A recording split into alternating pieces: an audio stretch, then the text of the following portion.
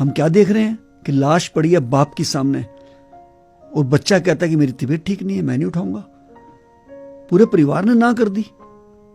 शंटी जी आप उठा लीजिए। जब हमने लाश उठा के पैक करके एम्बुलेंस में रख ली तो एक पुत्र आगे कहता है जी मैं दर्शन करना चाहता हूं अंतिम। हमने अंतिम दर्शन कराए। उसने पीपी किट खोली और पापा की डायमंड की अंगूठी उतार के ले गया। पापा को हाथ लगाने को तैयार नहीं है, वो कोविड वाले हैं, लेकिन अंगूठी पे हाथ लगाने को तैयार हैं। किसी ने मां की बालियां उतारी, किसी ने मरे पड़े माँ बाप के अंगूठे लगवाए। ये सब कुछ अपनी आंखों से देखा है और कहर देखा है हमने। आप लोगों ने तो सुना ही है। मैं तो शमशान घाट के अंदर था एक महीने से ऊपर और 22 दिन में एम्बुलेंस में ही सोया हूं क्योंकि मेरे परिवार वाले दोबारा पॉजिटिव हो गए थे। इस कोविड ने हमें सिखा दिया और दिखा दिया कि आपका पैसा किसी काम नहीं आना है, आपका किया हुआ नेक काम आना है।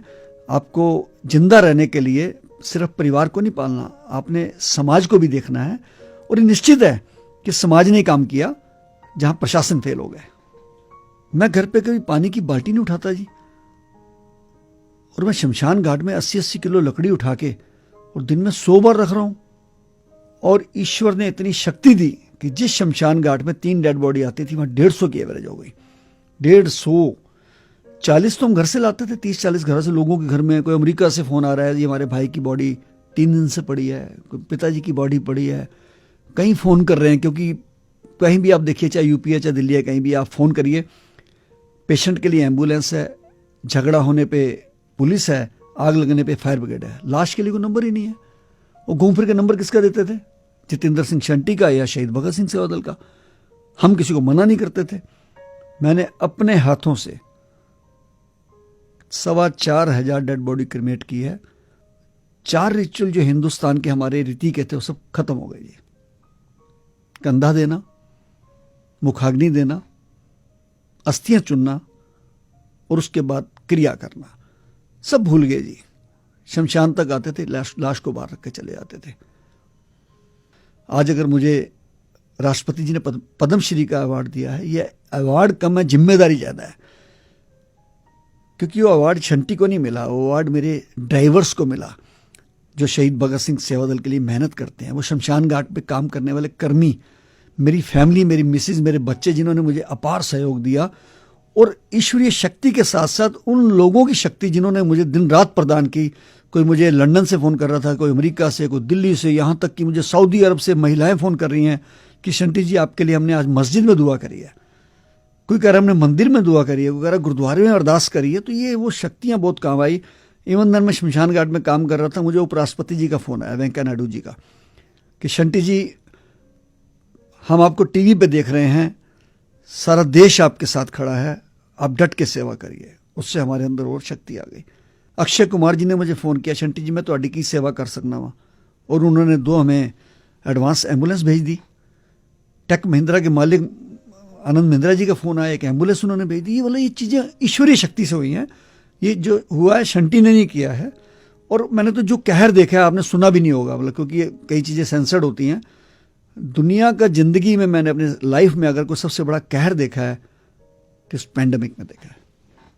मैं चश्मा लगा के रखता था बहुत बड़ा सा, क्योंकि ताकि आंखों में धूल ना जाए, धुआं ना जाए। पीपी किट, जुराबें, हाथों पर दस्ताने, लेकिन कुछ चीज़ों ने हिला के रख दिया जी। एक बच्ची मुझे कहती है अंकल मेरे पापा की डेथ हो गई है, कहीं जगह नहीं मिल रही संस्कार के लिए। मैंने कहा बेटा मैं गाड़ी भेज देता हूँ।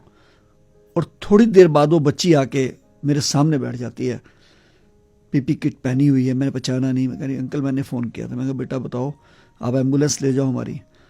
कहती नहीं अंकल मैं पापा की लाश अपनी कार में ले आई हूँ। मैंने कहा आप कार में क्यों लाए बेटा? कहती अंकल रात 12 बजे से मैं कार में पापा को लेकर 13 हॉस्पिटल्स में गई हूँ, किसी हॉस्पिटल में जगह नहीं मिली। और सुबह 5 बजे पापा ने ऑक्सीजन खत्म होने पे कार में दम तोड़ दिया। अब सुबह से मैं कार में लेके पापा को, ये लाश को घूम रही हूँ, किसी शमशान घाट पर जगह नहीं है। अंकल प्लीज प्लीज मेरे पापा का दाह संस्कार करा दीजिए। सॉरी।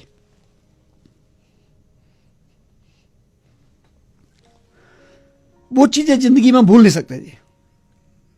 किस प्रकार एक मां 75 साल की मेरे पास बैठती है आके और मैं कहता हूँ माँ मुझे लगता है आपको मैंने पहले भी देखा कहीं। तो कहने लगी मैं 15 दिन पहले भी आई थी बेटा, मेरे हस्बैंड की डेथ हुई थी, आज मैं दोबारा विधवा हो गई हूँ। मैंने कहा माँ जी आप कैसी बात कर रहे हैं?